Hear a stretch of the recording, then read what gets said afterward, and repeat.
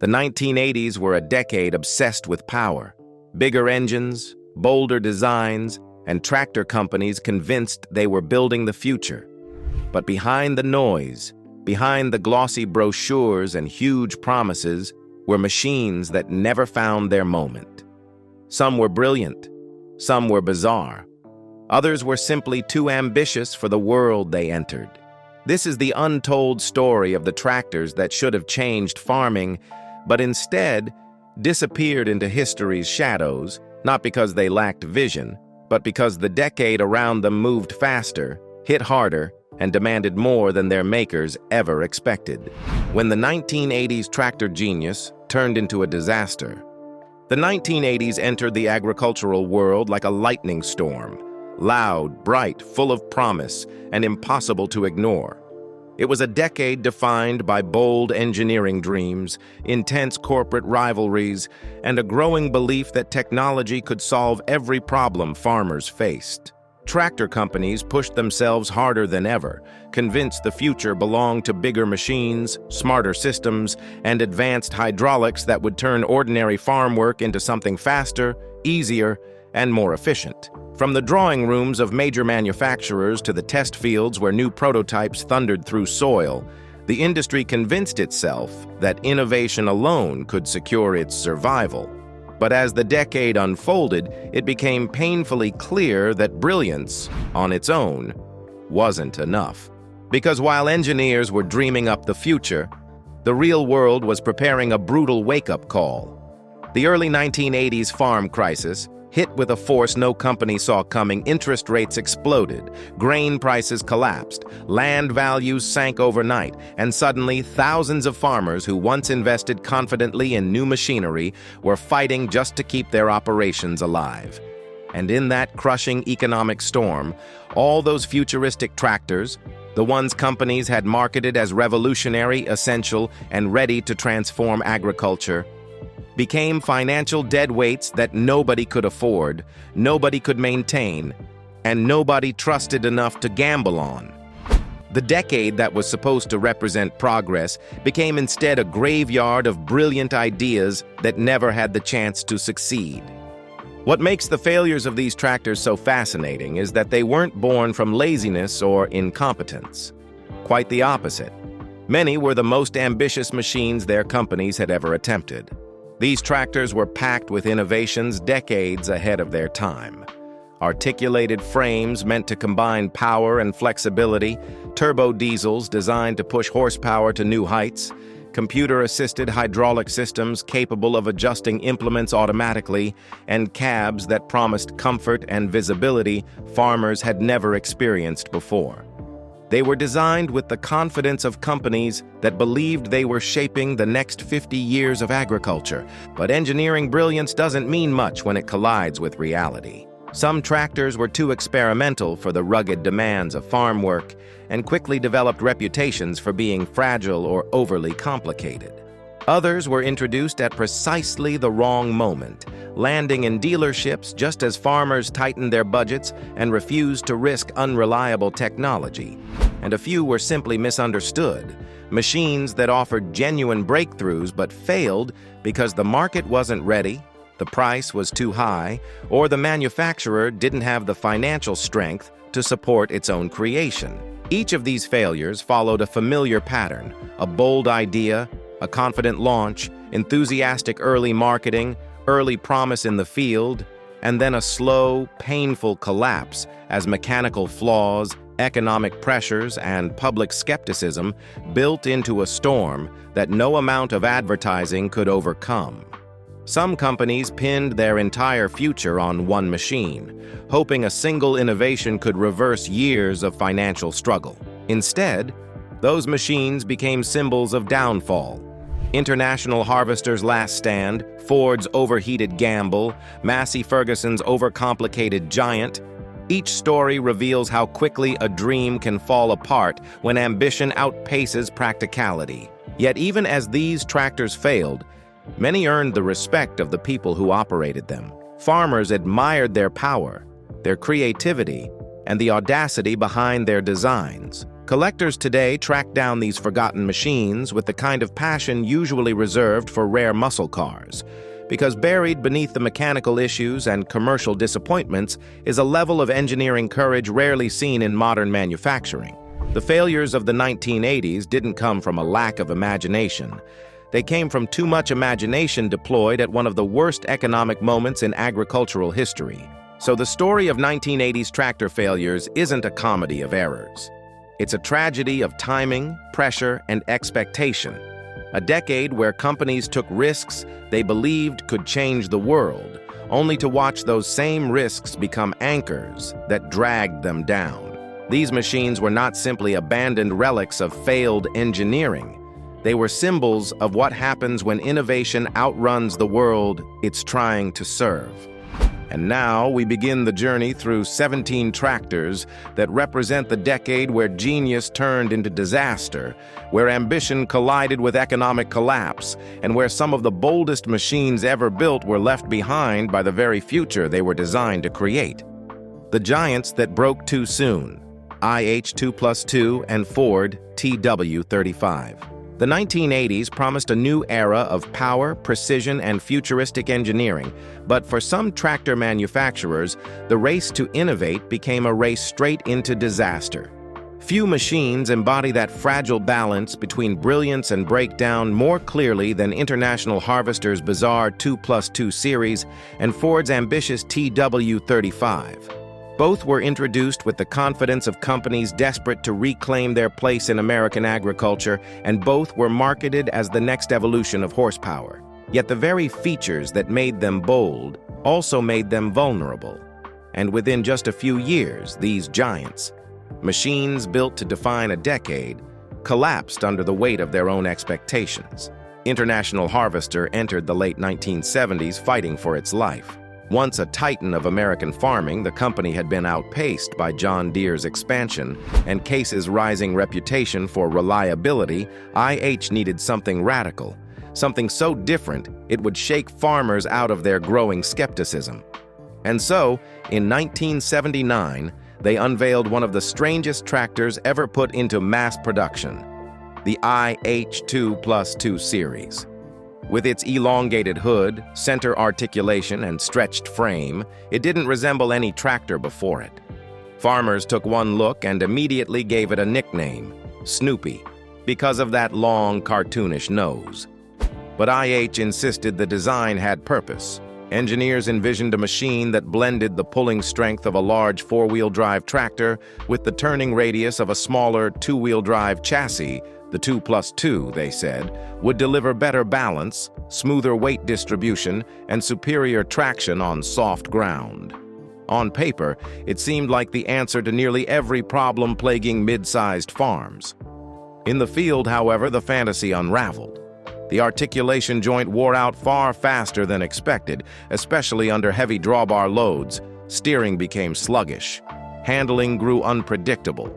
Visibility over that enormous front end was terrible, and operators complained they couldn't see their implements clearly. Behind the scenes, the complicated driveline became a maintenance nightmare. Each breakdown meant hours in the shop and costs many farmers, already strained by rising interest rates, couldn't afford. Then came the farm crisis. Grain prices collapsed, debt skyrocketed. Farmers who once saw the 2+2 as a futuristic marvel now viewed it as a risky gamble, an expensive machine that demanded more patience than they had left units sat unsold on lots as financial pressure crushed IH from within.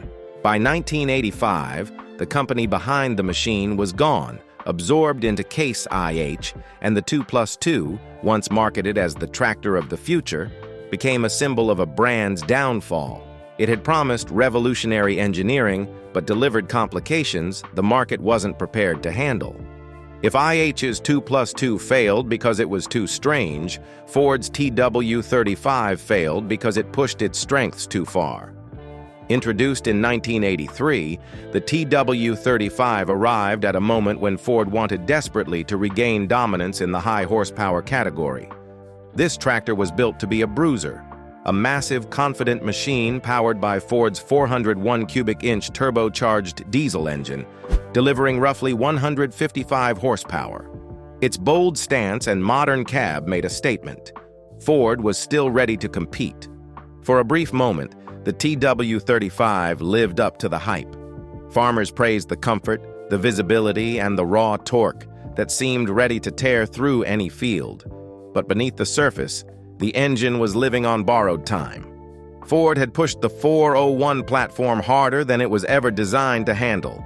Under heavy loads, the engine overheated, badly. Hydraulic leaks appeared. Transmissions began to fail, and repairs were anything but cheap. In an era defined by financial struggle, the TW35 quickly earned a reputation for running brilliantly until the exact moment it didn't, and when it broke loudly. Word spread fast.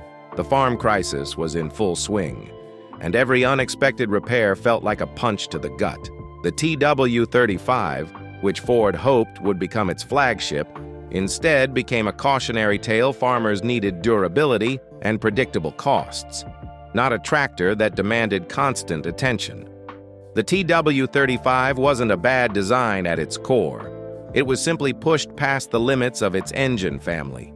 Together, the IH2+2 and the Ford TW35 represent the tragic side of 1980s innovation, when bold engineering met economic collapse, when every company wanted to build the future, but few had the stability to survive it. They were machines built with ambition and vision, but in the end, they broke too soon. Innovations that arrived in the wrong decade. Allis-Chalmers 8000 and Fiat 160-90 Turbo. The 1980s were supposed to be the decade when tractor technology leveled up, when companies pushed horsepower higher, added early electronics, and built cabins that felt closer to aircraft cockpits than farm machines. But the truth was far more brutal. The farm economy was collapsing, interest rates were suffocating family farms, and manufacturers were fighting for survival. In the middle of this storm, two companies, Allis-Chalmers and Fiat, released tractors that were brilliant in design, but doomed by timing. The Allis-Chalmers 8000 series was meant to be a rebirth. By the late 1970s, AC was slipping. Once a proud American brand that helped mechanize half the country, it now lagged behind John Deere and International Harvester AC engineers knew they needed something bold, modern, and capable of proving the company still had fight left in it. Their answer arrived in 1981. The Allis-Chalmers 8030, 8050, 8070, and the smaller 8010, tractors that looked like they came from the future. Sharp lines, a wide cab, digital-era instrumentation, and the new power director transmission that allowed smooth shifting under load, these machines were a massive upgrade from anything Allis had built before. The flagship 8070 pushed nearly 180 horsepower, rivaling the big names of the era. Farmers who tested them praised the comfort, visibility, and smoothness that felt years ahead of the competition. On paper, the 8000 series should have saved the brand. It was efficient, modern, and beautifully engineered. But outside the cab window, the real world was collapsing. The early 1980s farm crisis hit like a wrecking ball. Interest rates soared past 20%. Grain prices tanked. Thousands of farms went bankrupt. No matter how good a tractor was, almost no one had the money to buy one. Dealerships were quiet. Farmers were trying to hang on to land, not upgrade machinery. Allis-Chalmers needed a miracle. But they had launched their masterpiece at the worst possible moment in agricultural history. Even the farmers who wanted an 8070 simply couldn't justify the cost. The few who bought them loved the machines, but the numbers were too small to make a dent. Debt piled up, losses mounted. A seized agricultural division, once a powerhouse, crumbled under financial pressure. By the mid-1980s, Allis-Chalmers collapsed. Its tractor line was sold to Deutz-Fahr, marking the end of an American icon. The 8000 series didn't fail because of flaws or poor engineering. It failed because brilliance alone wasn't enough to fight a global economic disaster. It was the right innovation at the wrong time. While Alice Chalmers was struggling in America, Fiat was trying to conquer the world. The Fiat 160-90 Turbo, introduced in the mid-1980s, was Italy's bold attempt to show they could compete with the big American and British manufacturers. The tractor instantly stood out. Bright orange paint, smooth European body lines, and a strong six-cylinder turbo diesel engine producing about 160 horsepower. In Europe, it became an immediate favorite. Farmers praised its reliability, fuel efficiency, and the smooth transmission that made long days easier. It could plow, haul, cultivate, and transport with equal strength. It was everything a modern tractor should be. But Fiat wanted more. They wanted the 160-90 to go global. And that's where everything went wrong. In North America, farmers were fiercely loyal to domestic brands like John Deere, Case, and Ford. Dealership networks were stronger. Parts were easy to find, and every mechanic knew how to fix them. Fiat had none of that. Their dealer support was thin, parts were difficult to source, and mechanics weren't trained to work on Italian systems. And during the farm crisis, downtime wasn't just inconvenient, it was deadly. Even though the 160-90 Turbo was mechanically strong, farmers outside Europe rarely took the risk. Many couldn't even get the replacement parts they needed. A tractor can be brilliant on paper, but if it can't be serviced easily, farmers won't trust it. So while the 160-90 became a legend in Italy and parts of Europe, it struggled everywhere else. By the time Fiat merged with New Holland, the tractor had already become a symbol of what could have been. A powerful, well-designed machine that never earned the global audience it deserved. Both the Alice Chalmers 8000 series and the Fiat 160-90 Turbo were examples of tractors that arrived with too much ambition at the wrong moment. They weren't weak or poorly engineered, and they weren't misguided ideas. They were simply introduced into markets that were collapsing, skeptical, or unprepared for them. Both machines might have become icons. Instead, not because they're wrong, but because the world around them isn't ready. Overbuilt machines with nowhere to go, Deutz DX230 and White 4270. The 1980s were an era obsessed with horsepower, bigger engines, heavier frames, and machines built to conquer entire landscapes. Manufacturers pushed limits like never before, chasing power as if brute strength alone could save them from a collapsing farm economy. But two tractors proved a painful truth. Sometimes the machine is ready for the world, but the world isn't ready for the machine. That's the story of the Deutz DX230 and the White 4270, giants engineered with ambition, precision, and raw force, but released into a decade that had no place for them. Deutz entered the 1980s with confidence. German engineering was at its peak, and the company believed the American and European markets were starving for higher horsepower machines. Their solution was the Deutz DX230, a tractor built to look and work like a mechanical titan. Its angular body lines, wide stance, and unmistakable German styling made it stand out instantly.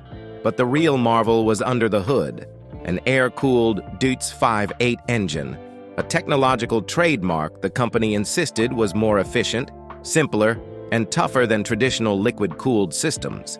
The DX230 delivered around 230 horsepower, a staggering figure for its time.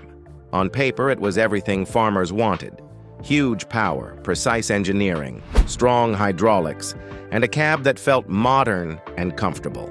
It was smooth, stable, and capable of tackling the biggest tillage jobs without hesitation. In Europe, the tractor impressed nearly everyone who operated it. It had the strength to compete with giants like Steiger and Versatile, while offering the refinement Deutz was known for. But the American market was another story. For farmers accustomed to liquid-cooled engines, the air-cooled V8 seemed unconventional, even suspicious. Many dealers didn't understand the technology, mechanics didn't know how to service it. And in hotter, dustier regions of the US, the air-cooled system struggled under extreme conditions. The tractor wasn't weak, far from it. but it demanded knowledge and maintenance practices that many operators simply didn't have access to. Then came the final blow, the farm crisis. The DX230 was huge, expensive, and unfamiliar at a time when farmers were cutting costs to survive. Very few buyers were willing to gamble on a foreign machine with parts that were costly to import and expertise that was hard to find. Only a limited number of DX230s were ever sold in America, and even fewer remained in use. The machine was too advanced and too specialized for a decade, drowning in financial instability. The DX230 didn't fail because it lacked engineering. It failed because it entered a world that wasn't ready for it. While Deutz struggled overseas, another company in America was fighting for its life. White Farm Equipment, once a respected name in U.S. agriculture, was sinking fast under rising debt, shrinking dealerships, and brutal competition. They needed a miracle, a tractor powerful enough to remind farmers why the White name mattered. Their answer arrived in the form of the White 4270. It was a monster, an articulated four-wheel drive tractor powered by a Detroit diesel 6V92T engine pushing 270 horsepower. Its presence alone was intimidating. Massive tires, sharp edges, and a cab perched high over the articulation joint like a command center. The 4270 could pull through heavy clay, deep ruts, and long days without complaint. Farmers who used it admired its raw strength and simplicity. It was, in many ways, the last true warrior White ever built. But the machine entered the battlefield far too late. By the early 1980s, White Farm Equipment was barely surviving. Dealerships were closing, parts took weeks to arrive, service networks were inconsistent, and farmers, already financially strained, did not want to risk owning a tractor that might leave them stranded for days. Worse, the Detroit 6V92T engine, while powerful, was loud, fuel-hungry, and prone to wear under constant heavy load. Farmers needed reliability, not just horsepower, and every breakdown felt like another reason to abandon the brand. Sales were slow. Debt rose faster than revenue. And by the late 1980s, White's agricultural division was sold off, marking the end of one of America's oldest tractor manufacturers. The 4270, meant to be the savior, instead became the final chapter. Like the DX230, the White 4270 wasn't a failure of engineering, it was a victim of circumstance. Both machines were built with ambition, strength, and long-term potential, but they entered a decade where farmers had no money, manufacturers had no stability, and power alone couldn't guarantee survival. These were overbuilt giants, machines ready to conquer fields that no longer needed conquering. And in the end, they became reminders that even the strongest tractors can break when the world around them falls apart. Great ideas, terrible timing. Massey Ferguson 4000 series and Case 4994. The 1980s were supposed to be the dawn of a new age in tractor engineering, a decade when horsepower climbed higher than ever, when hydraulics became smarter, and when cabs transformed from noisy tin boxes into near-silent command centers. Manufacturers believed the future had arrived, and they wanted to be the first to claim it. But the decade had other plans. The farm crisis hit like a hammer, sending land values crashing, interest rates soaring, and family farms into financial freefall. In the middle of that chaos, two tractors appeared that should have changed agricultural history: the Massey Ferguson 4000 series and the Case 4994. They were powerful, ambitious, and decades ahead of their time. Yet instead of becoming legends, they became victims of a brutal economic storm they never had a chance to outrun. Massey Ferguson entered the early 1980s in a dangerous place. Once one of the most respected tractor manufacturers in the world, the company was drowning in debt and losing market share. John Deere and the newly formed Case IH dominated dealerships and advertising. Massey needed something bold enough to remind farmers why the brand had once been a global powerhouse. Their answer was the Massey Ferguson 4000 series, a family of massive articulated four-wheel drive tractors released with the confidence of a company betting everything on one last breakthrough. The 4000 series looked like machines from another decade entirely. Huge, futuristic, and unapologetically advanced, models like the 4880 pushed up to 375 horsepower with enormous Perkins and Cummins engines. These weren't refined row-crop tractors. They were land-leveling giants built for big acreage work. But what truly set them apart was the technology inside.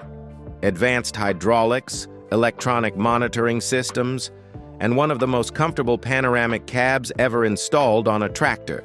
Wide windows, reduced vibration, and unmatched visibility made it feel less like farm equipment and more like a modern cockpit. On paper, the 4000 series was a masterpiece.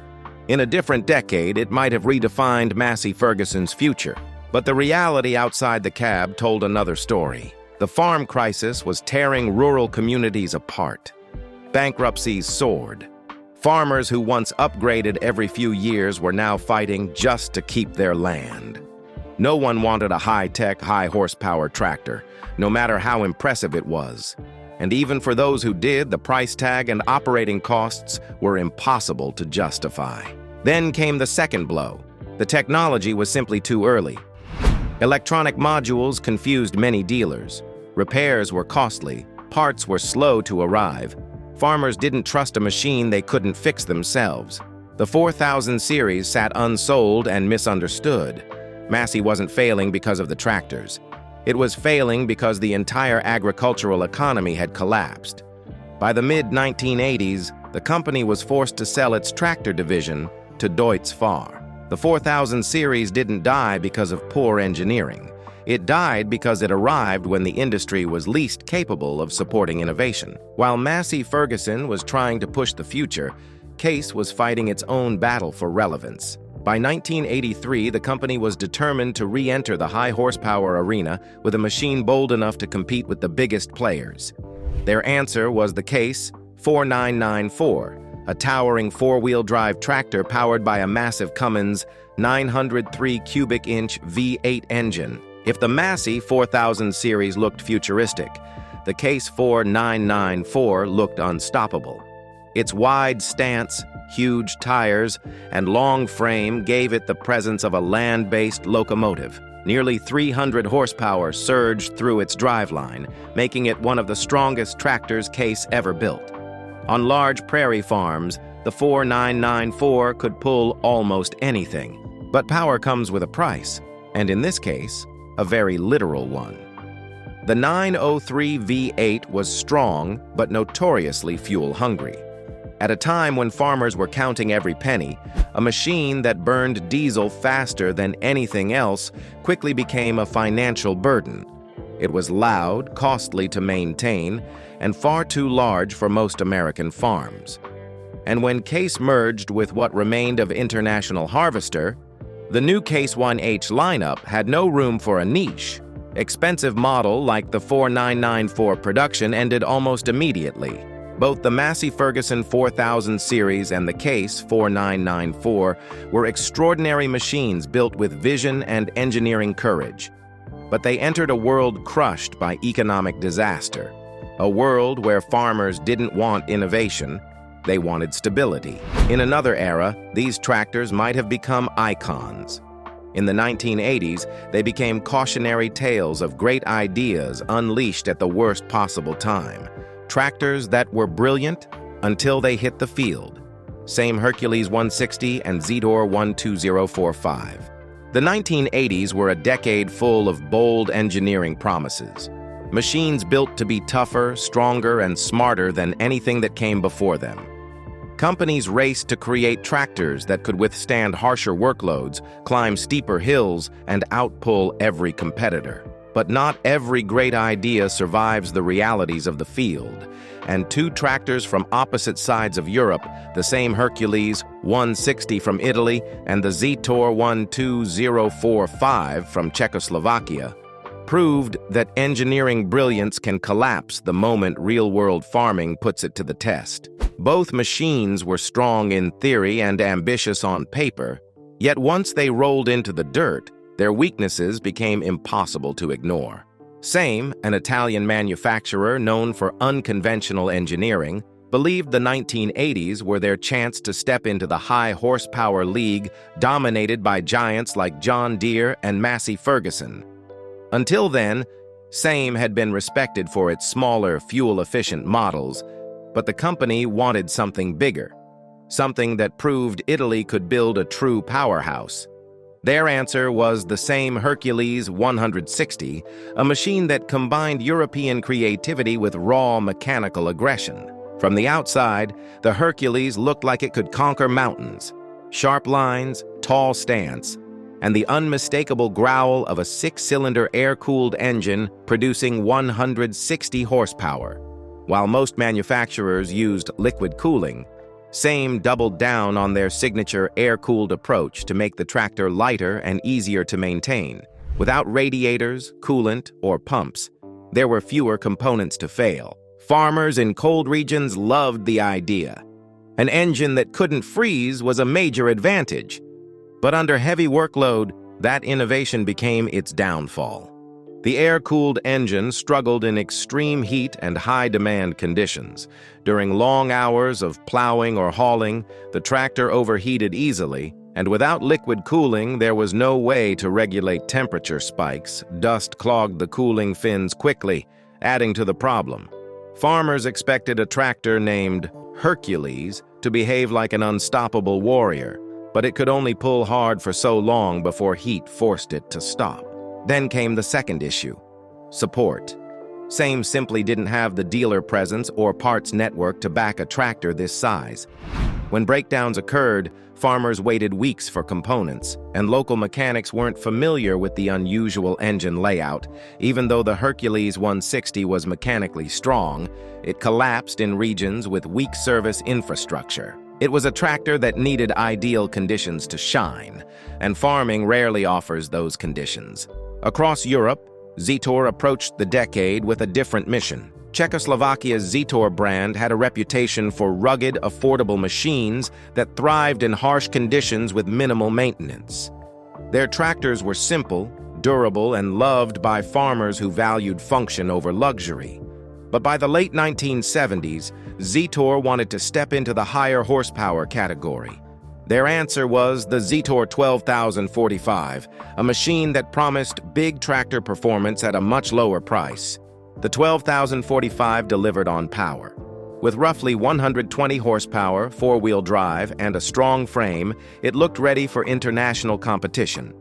Its cabin was more comfortable than earlier Zetor models, and its upgraded hydraulics allowed it to handle heavier implements. At first glance, it seemed like the tractor that would elevate Zetor beyond its budget reputation. Then farmers put it to work, and the problems surfaced. Its gearbox, though sturdy, developed a reputation for stiff shifting and occasional failures under heavy load. The improved hydraulic system struggled to maintain consistent pressure during demanding tasks, especially when paired with larger implements common on Western farms. The tractor also suffered drivetrain wear if operated at high speeds for long periods, an issue uncommon in small European fields, but devastating in regions with long working distances. Worse yet was its inconsistency. Some units performed flawlessly, others suffered repeated issues early in their life. Farmers can handle a tough tractor or a flawed tractor, but never an unpredictable one. In the end, both the same Hercules 160 and the Zetor 12045 were machines full of potential. They were bold attempts to enter higher horsepower markets, built with genuine ambition, but when faced with overheating fields, long work days, weak service networks, and demanding operators, their flaws became too large to ignore. They weren't bad ideas. They were tractors that shined only in perfect conditions. But farming never waits for perfect conditions. Both machines proved that even the strongest engineering vision can collapse the moment the field exposes what the design couldn't hide. Engineering experiments that went too far. Renault 103-54 and Belarus 925. The 1980s were a decade when tractor engineers dared to push boundaries. sometimes brilliantly, sometimes recklessly. Everyone wanted the next big leap in performance, comfort, or technology. But ambition is a dangerous thing when the farm economy is collapsing and buyers are terrified of risk. Two tractors from opposite ends of Europe, the Renault 103-54 from France and the Belarus 925 from the Soviet Union, proved just how quickly innovation can turn into over-engineering, and how different can become too much the moment a machine hits the field. They weren't boring tractors. They were experiments, and that's exactly what doomed them. Renault entered the 1980s with confidence. Known for stylish, quiet-running European tractors, the company wanted a model that would compete directly with the fast-improving offerings from John Deere, Ford, and Massey Ferguson. Their engineers weren't interested in building something ordinary. They wanted something sophisticated, something that looked and felt premium. And in 1984, they released the Renault 103-54, a tractor that seemed to belong in a new generation of sleek, high-tech machines. At first glance, the 103-54 looked stunning. Smooth body lines, a modern cab with wide glass panels, and a refined MWM four-cylinder turbo diesel engine producing around 100 horsepower. Renault marketed the machine as an intelligent, fuel-efficient mid-size tractor that blended French engineering with modern electronics. Inside the cab, farmers found one of the quietest operating environments of its time, ergonomic controls, and a level of comfort normally reserved for bigger machines. But Renault's biggest gamble was its advanced transmission system, a partially electronic gearbox that promised smoother shifts, more speed ranges, and better field efficiency. In theory, it was a brilliant step forward. In practice, it was a disaster. The electronics were far too sensitive for real-world farm conditions. Moisture, vibration, and dust caused sensors to fail. Shifting became inconsistent. Some tractors suddenly refused to move until the system reset. And when the electronics failed entirely, farmers were stuck waiting for technicians who often had little experience with the new components. The transmission worked beautifully in testing, but farms are not laboratories. They are dusty, hot, unpredictable places where fragile innovation cannot survive. Parts availability was another nightmare. Renault didn't have strong global support networks, especially outside Western Europe. Even within Europe, many rural dealers didn't have the diagnostic tools needed to fix the complex gearbox. Owners loved the comfort and design, but hated the downtime. The tractor wasn't unreliable everywhere, but it was unreliable in enough places to ruin its reputation. While Renault was over-engineering in France, Belarus was doing the opposite, pushing Soviet practicality so far that it became its own kind of engineering experiment gone wrong. The Belarus 925 was introduced with one goal: build a high-horsepower, low-cost tractor that could survive the brutal conditions of Eastern European and Soviet farms. It was tough, simple, and aggressively utilitarian. Under the hood sat a rugged 95-horsepower diesel engine that could run in extreme cold, low-grade fuel and long working hours. The tractor was intentionally crude, metal everywhere, minimal insulation, no real comfort features, but strong enough to take abuse. Unfortunately, the 925 took rugged simplicity so far that it became a mechanical contradiction. The hydraulics were inconsistent and often underpowered when handling larger implements.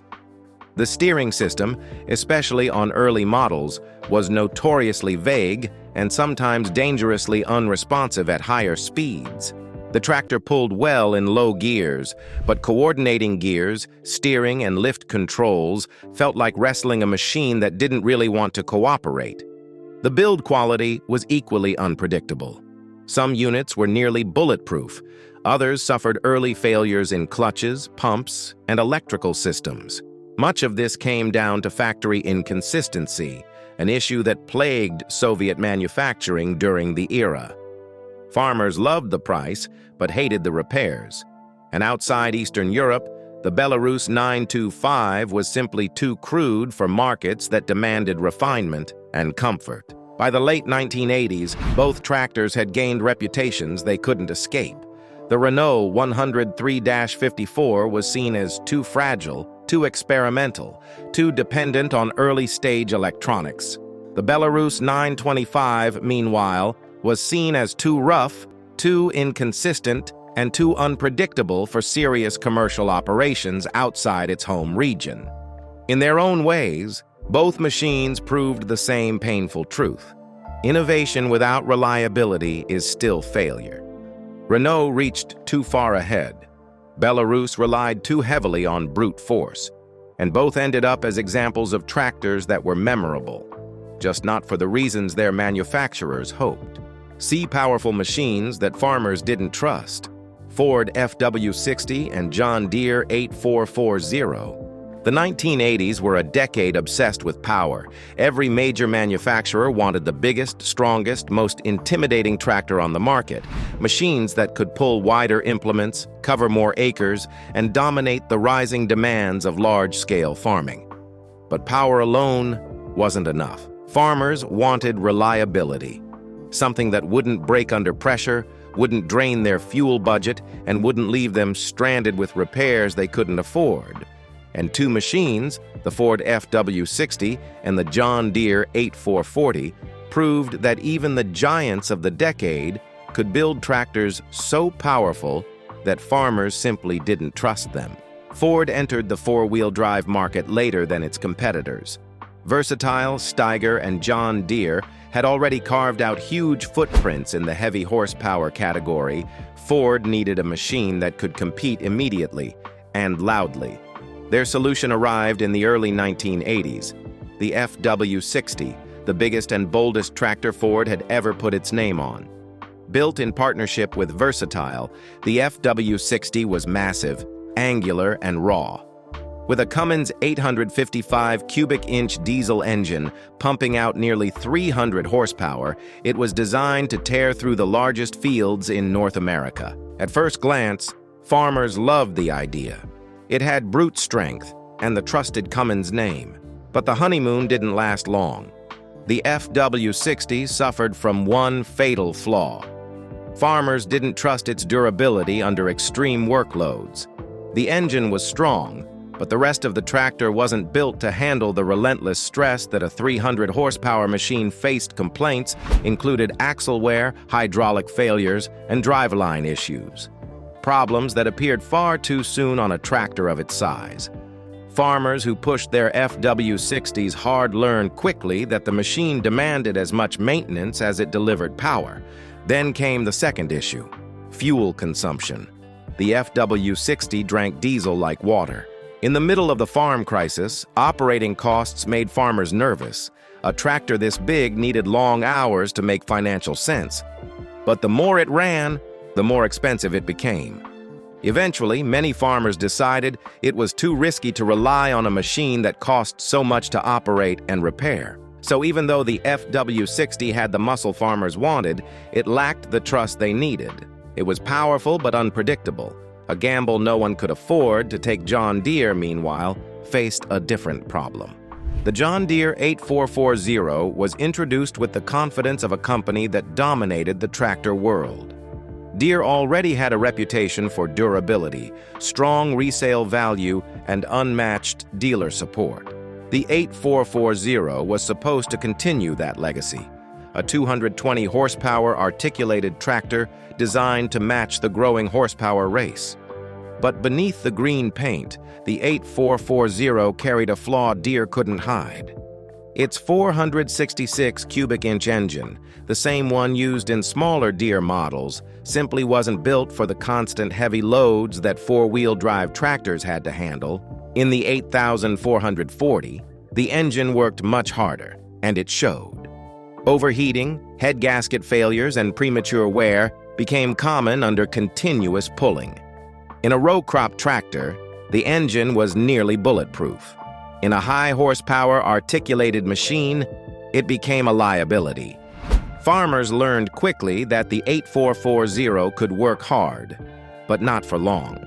For large acreage operators who needed non-stop performance, this was a deal breaker. The 8440 wasn't unreliable everywhere, but it was unreliable exactly where farmers needed it most. Then there was the transmission. Shifting was clunky and slow, especially under load, and the tractor required frequent stops to adjust gearing. Competitors like Steiger and Versatile already offered smoother, tougher transmissions. Deere's setup felt outdated, despite being marketed as modern. Farmers trusted the Deere brand, but they didn't trust the 8440. It wasn't weak or poorly built. It was simply under-engineered for the class it was competing in, and farmers noticed immediately. By the mid-1980s, both the Ford FW60 and the John Deere 8440 had reputations as tractors with impressive strength, but not the dependability to earn long-term loyalty. They were powerful machines born in a decade obsessed with horsepower, but they lacked the balance and consistency farmers desperately needed during a financial crisis. In another time, they might have been icons. In the 1980s, they became reminders of a painful truth. Power means nothing if farmers don't trust the machine delivering it. The beasts that bankrupted their makers. Steiger Cougar KP1360 and Hurleman H6135. The 1980s were a decade driven by extremes. Extreme engineering ambition, extreme horsepower, and extreme financial pressure that pushed tractor manufacturers to gamble everything on machines meant to redefine the future of farming. Every company wanted the biggest, strongest, most fearsome tractor they could put on a field. A machine capable of pulling wider implements, devouring more acres in a single pass, and proving once and for all that their engineering stood above the competition. But in the middle of that horsepower war, two companies crossed a line so far beyond practicality that their machines didn't just struggle, they helped drag their makers toward collapse. Few stories illustrate that tragic collision between innovation and economic disaster more clearly than the Steiger Cougar KP1360 and the Hurleman H6135. Steiger, once the undisputed king of American four-wheel drive tractors, entered the 1980s with competitors catching up fast and the farm crisis destroying its customer base. Desperate to reclaim its dominance, the company built something not just bold but colossal. The Steiger Cougar KP1360 was so enormous and so powerful that it looked less like a tractor and more like a mining machine that had wandered into a wheat field. At its core was a monstrous 19-liter Cummins KTA engine producing over 600 horsepower, an almost unbelievable number for the era. With its elevated cab, stretched frame, and towering stance, operators felt as if they were piloting a land-based locomotive capable of dragging anything behind it. But everything oversized came with oversized consequences. Released during the worst financial crisis farmers had seen in generations, the KP1360 carried a price tag of more than $150,000, nearly $500,000 today. Even enormous farms hesitated, especially when the machine required vast acreage, massive implements, and staggering amounts of fuel to justify owning it. The tractor devoured diesel at a rate that shocked even veteran operators, and when maintenance was needed, repairs required specialized parts, specialized knowledge, and sometimes specialized equipment just to move its gigantic components. Transporting it was a challenge of its own. Its weight and width restricted where it could operate, which bridges it could cross, and which sheds it could reasonably fit inside. Steiger needed a heroic comeback. Instead, they built a giant for a market that could barely afford survival. As farms folded and equipment budgets disappeared, Steiger was swallowed into Case YH, leaving the KP1360 behind as a symbol of ambition launched in the worst possible decade. Across the Atlantic, Hurleman was heading toward a similar fate, though by a very different path. The Swiss manufacturer, known for precision engineering and meticulous craftsmanship, believed the 1980s were their chance to step into the high-horsepower arena dominated by larger American brands. Their tractors were beautifully built, almost instrument-like in their refinement, but scaling that philosophy upward proved far more dangerous than expected. The Hurlimann H6135 was their masterpiece. A refined six-cylinder diesel, advanced hydraulics, and a surprisingly modern cab that made the tractor feel ahead of its time. It wasn't a brute like the Steiger. It was a precision-engineered powerhouse designed for farmers who valued finesse as much as force. But refinement came with a painful price. The H6135 was extremely expensive to build and even more expensive to support. And at a time when European farmers were also tightening budgets, delaying upgrades, and surviving their own financial pressures, the market for a premium Swiss tractor shrank almost instantly. Hurlimann had engineering excellence, but they lacked the dealer network and parts distribution needed to support such a machine. Repairs were costly, service centers were limited, and farmers increasingly chose cheaper, easier-to-maintain competitors. The brilliance of the H6135 became a weight the company couldn't carry. Soon, Hurlimann was pulled into mergers and restructurings that erased its independence, just as Steiger's gamble had erased its own. The Steiger Cougar KP1360 and the Hurlimann H6135 were built with vision and courage, machines meant to redefine what tractors could be. But they entered a world collapsing under economic pressure, a world where farmers didn't want experimental giants or premium engineering, they wanted survival. Both machines were built for a future that never came. And in chasing that future, they helped bankrupt the companies that dared to build them. The forgotten dreamers of the 1980s, David Brown, 1690, Turbo and Lamborghini 956. The 1980s were a decade defined by ambition. Manufacturers pushed harder than ever, farmers dreamed of greater efficiency, and engineers across Europe sketched machines they hoped would carry agriculture into a new era. It was a time when every company, no matter how large or unlikely, fought to leave its mark on the rising horsepower race. Yet among the giants, two tractors stood out not because they conquered the market, but because they arrived with bold ideas the world wasn't ready to embrace. The David Brown 1690 Turbo and the Lamborghini 956 were ambitious steps forward, machines born from hope and determination.